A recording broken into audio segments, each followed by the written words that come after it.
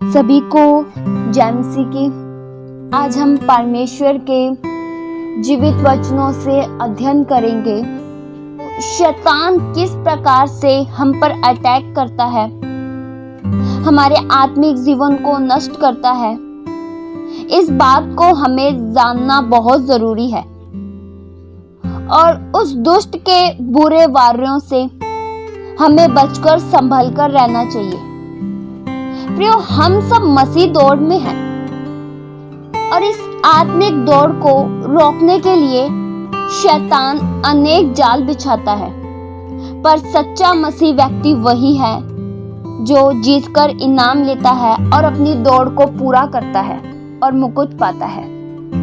प्रियो, वचन हमें सचेत करता है क्योंकि शैतान मन की भूमि में जंगली बीज को बोए जाता है जिसे हम नहीं समझ पाते, और हर वक्त हमें जागते रहना चाहिए क्योंकि परमेश्वर का वचन इस प्रकार से बताता है।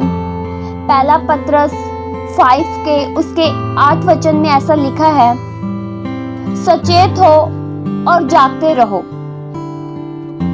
क्योंकि तुम्हारा विरोधी शैतान गरजने वाले सिंह के नाई इस खोज में रहता है कि किसको पाए और फाड़ खाए।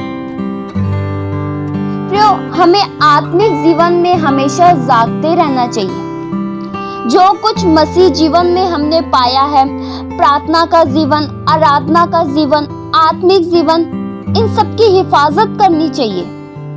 नहीं तो वह शैतान इस खोज में है कि किसको पाए और उसके आत्मिक जीवन से उसको गिरा दे, आत्मिक जीवन को नष्ट कर दे। प्रियो, शैतान को सिर्फ रीस जलन है तो वह सिर्फ आपके आत्मिक जीवन से है, आपके प्रेयर लाइफ से है, क्योंकि जब से वह दुष्ट स्वर्ग से गिराया गया है तब से ही उसने यह चाहा है कि किसी भी मनुष्य को मैं उद्धार पाकर स्वर्ग राज्य में प्रवेश करने न दूंगा। इसलिए वह संसार में मजा मस्ती, संसार को दिखाकर जिस मसीह दौड़ में हमें दौड़ना चाहिए उस दौड़ से हमें वंचित कर देता है और हम थक कर रुक जाते हैं। प्रियो, हम सब युद्ध के एक मैदान में हैं और हमारा युद्ध लहू और मांस वाले व्यक्ति से नहीं है, परंतु शैतान की दुष्ट सेना और शैतान से है, जो भरमाती है, जो बुद्धि को अंधा कर देती है, जो विचारों को भ्रष्ट कर देती है। प्रियो, याद रखे, युद्ध का एक ही नियम है, मारो या तो खुद मरो।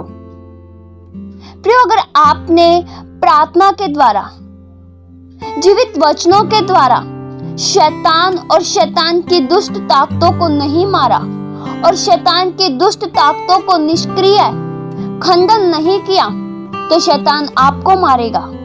और जब शैतान मारता है तब हम पहले जैसे बिल्कुल नहीं रहते।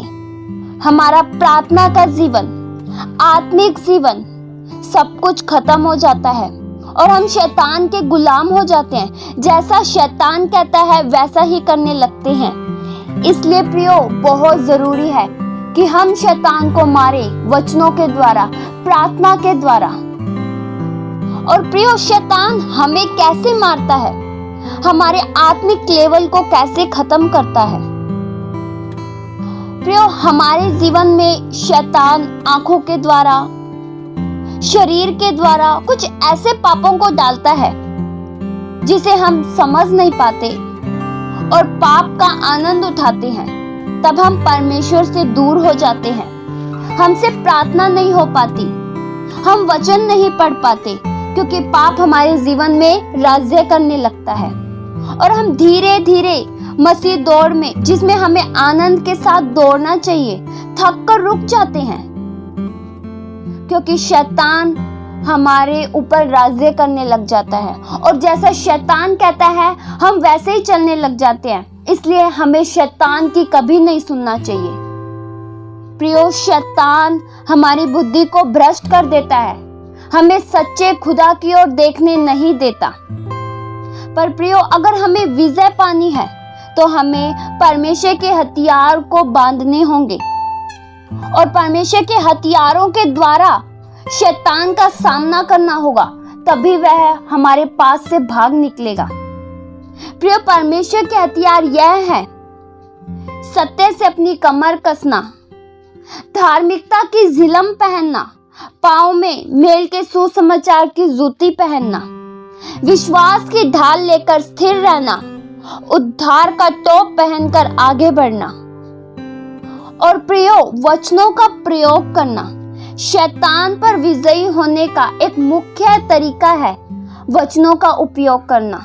प्रभु यीशु मसीह के पास जब शैतान आया, गिराने के लिए शैतान ने 3 बार जलते तीर फेंके कि कह दे ये पत्थर रोटी बन जाए। प्रभु यीशु मसीह ने उन तीनों बार जब शैतान ने अटैक करना चाहा, तब परमेश्वर ने उसके जलते तीरों को वचन के द्वारा बुझा दिया और जयवंत मसीह बने। वैसे ही मेरे प्रियो, हमें भी वचनों का प्रयोग करते हुए आगे बढ़ना है और विजय पानी है और प्रियो मुकुट का हकदार बनना है। परमेश्वर इस वचन के द्वारा आप सभी को आशीष दे। आइए हम प्रार्थना करें। हालेलुया। स्वर्गीय आसमानी पिता, हम आपका धन्यवाद करते हैं।